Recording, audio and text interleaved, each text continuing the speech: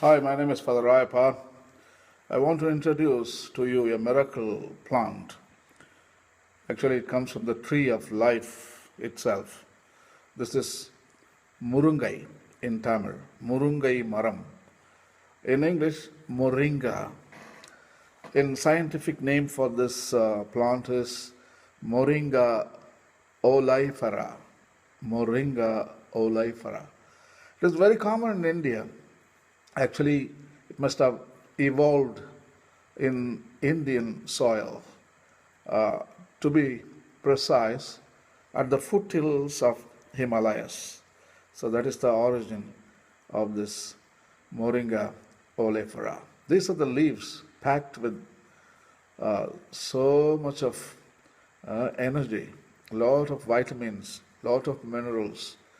The leaves are the most nutritious part of the plant, being a significant source of vitamin B, vitamin C, vitamin A, as beta carotene, vitamin K, also other vitamins like manganese, and protein.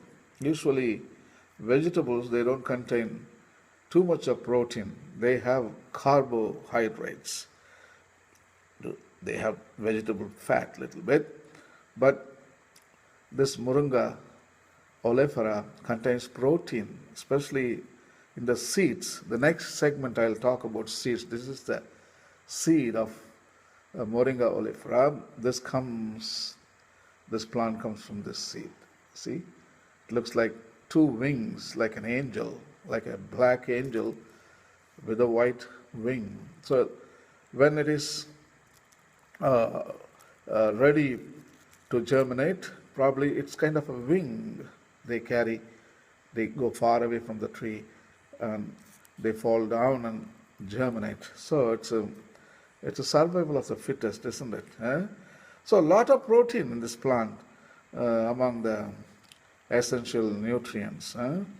When compared with common foods, particularly high in certain nutrients per 100 gram fresh weight, cooked moringa leaves are considerable sources of these same nutrients. They contain more nutrients when you compare other vegetable or other leaves.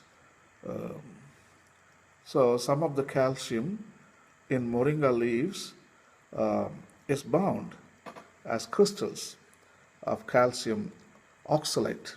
So here is lot of calcium crystals we need for bones and teeth, and we need a lot of it. Uh, so we may not end up in osteoporosis, the disease of the bones. And actually, lots of minerals like spinach. The Western people know spinach. I think this is Indian spinach. Yeah.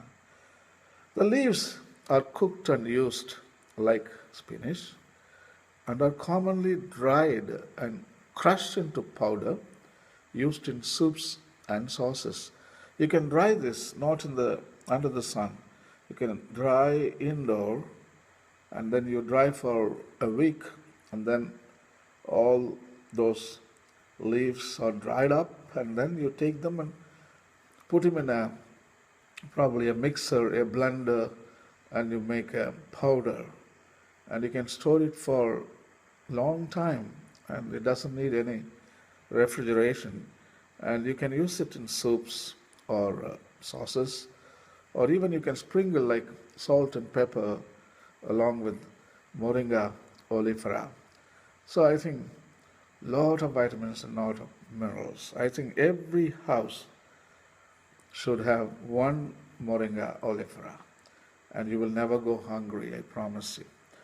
One moringa tree and one goat is enough. You don't have to go to office.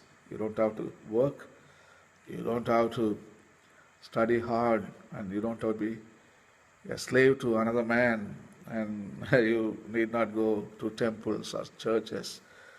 And here is God is in Moringa. He will provide you everything. So please go for maybe like where it is temperate climate or arid zones or even hot climate, this plant can thrive there.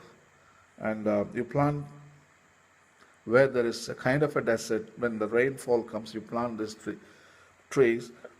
Within 6 months, they provide a canopy, and then they preserve the moisture in the soil, and the soil will become rich. And slowly, the whole thing turns into a orchard, a beautiful garden. So, in combating desertification, this plays an important role, not only in nutrients for humans, but also for nutrients for desertification. It can make rain clouds, and we can kick out the process of desertification. I think look into that and search for Google and Moringa Oleifera, and you have a nice day and eat healthy, eat Moringa.